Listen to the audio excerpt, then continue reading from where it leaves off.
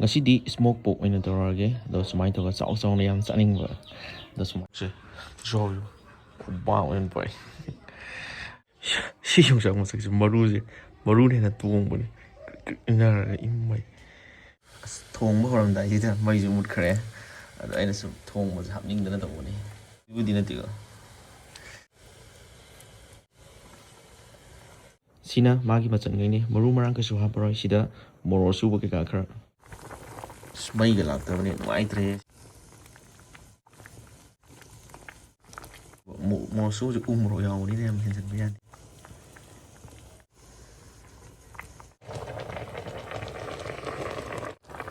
aduga sina Manipur smoke pork ki shoibu makang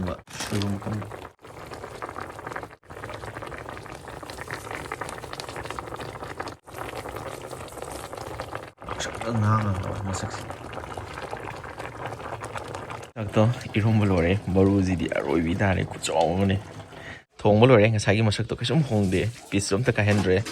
sang nga ko mahi budi manung le hori aigi video heng nam je imana smai to thawai hong dum do wi ko ima leibana ai video jan nam mangam bani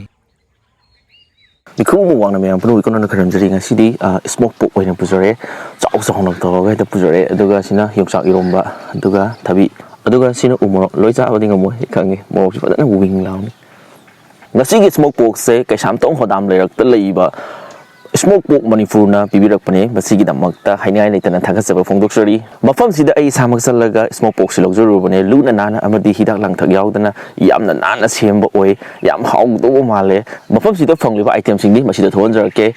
smoke pork ok marin yengi ok sangi asar amadi atai items kaya muni aduga hariba item singjigi price na masida thonjarke mafam sida samak salaga lobi gi hasu yagani delivery pamagasu delivery gi khudong saba laigani mafam sida phongliba item sing se lobi ningba natraga mahau yingbi ningba singna Facebook amadi Instagram gi page smoke pork Manipur natraga masida thonjariba contact number sida pau khongdo biyo adudi matamanga devida saba huslage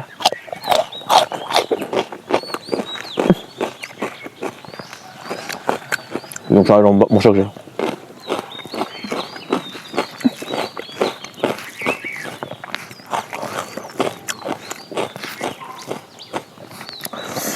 mấy chỗ làm tàu nhà gì hiện rằng đi thông rồi rồi mà thà để rồi bị ta xa bị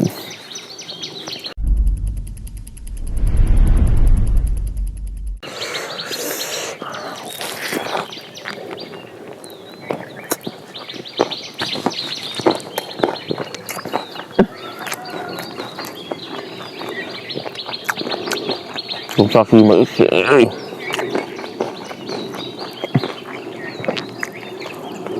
một rồi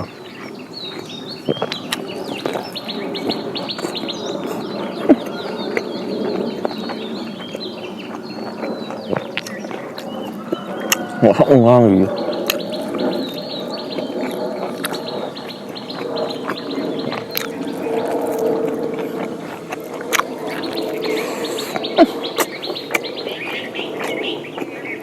không ngon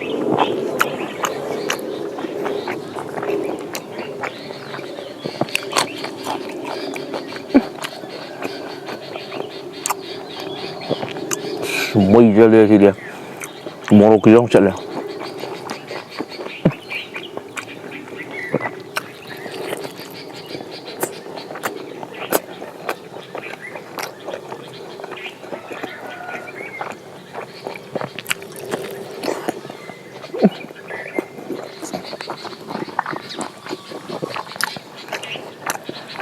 lùi mồi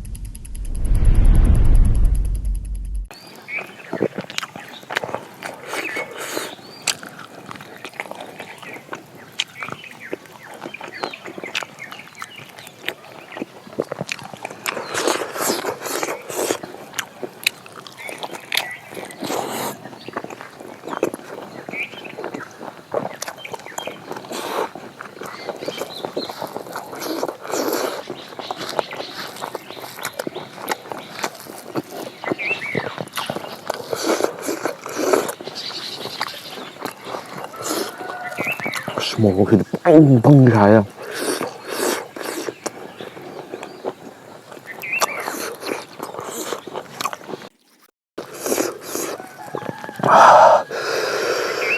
맛있네. 와인.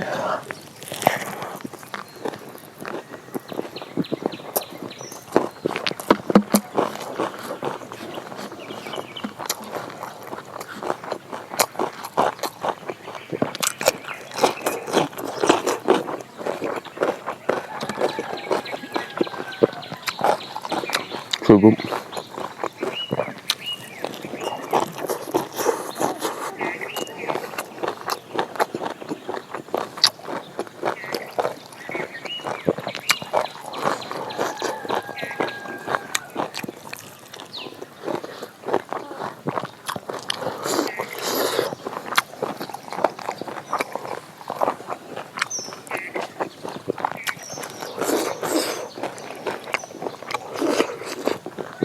Yongchak mà đúng em gì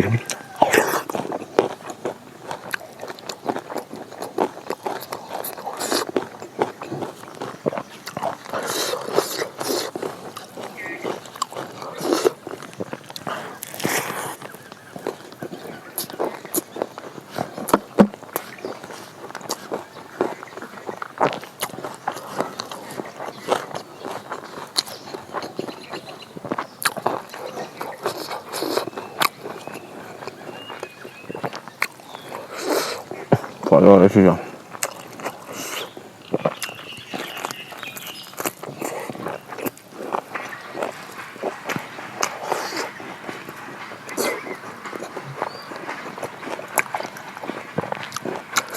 Smoke sao bông cưng nào.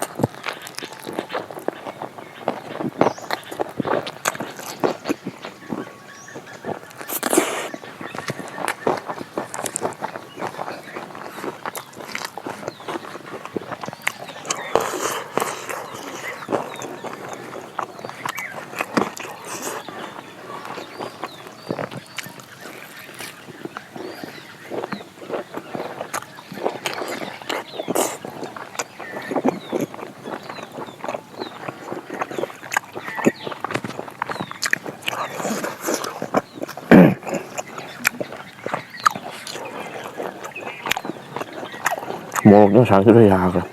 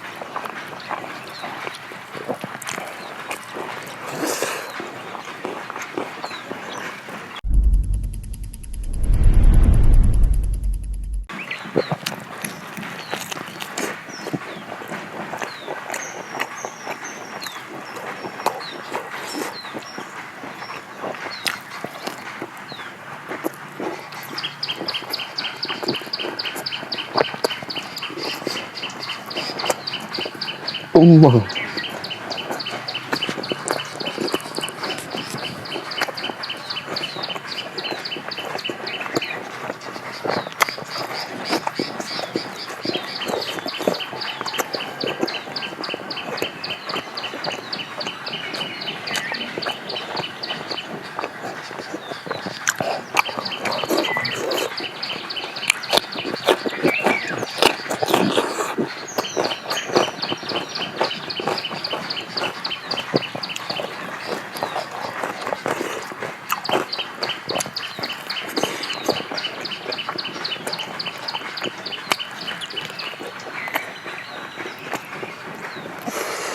Có rong thủ vừa.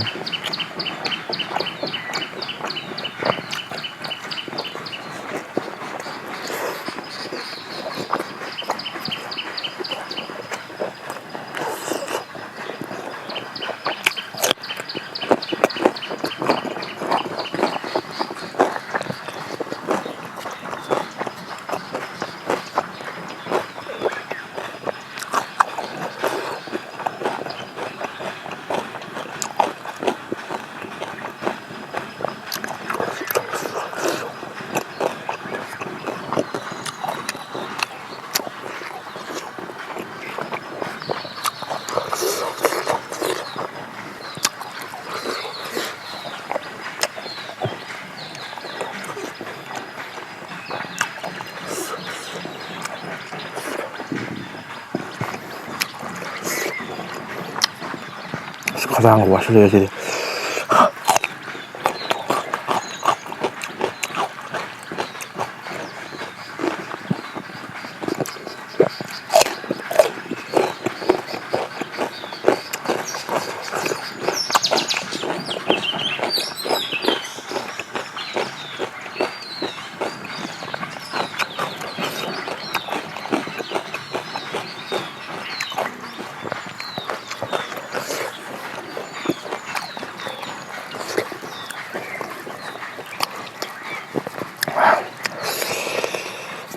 Xả còn nó ra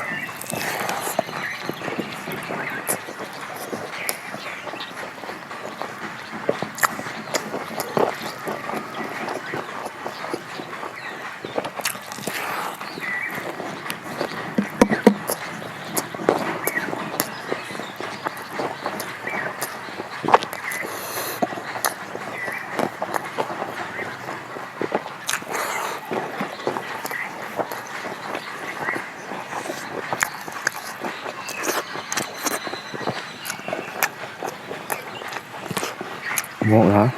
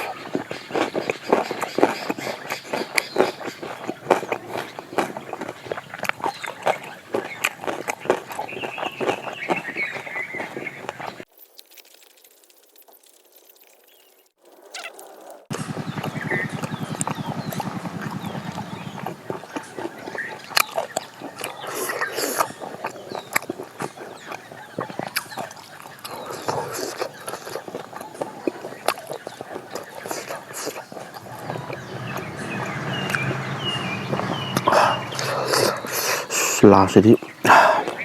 ꯐꯖꯕꯅꯤ ꯅ ꯂꯣꯏꯁꯟꯗꯣꯔꯦ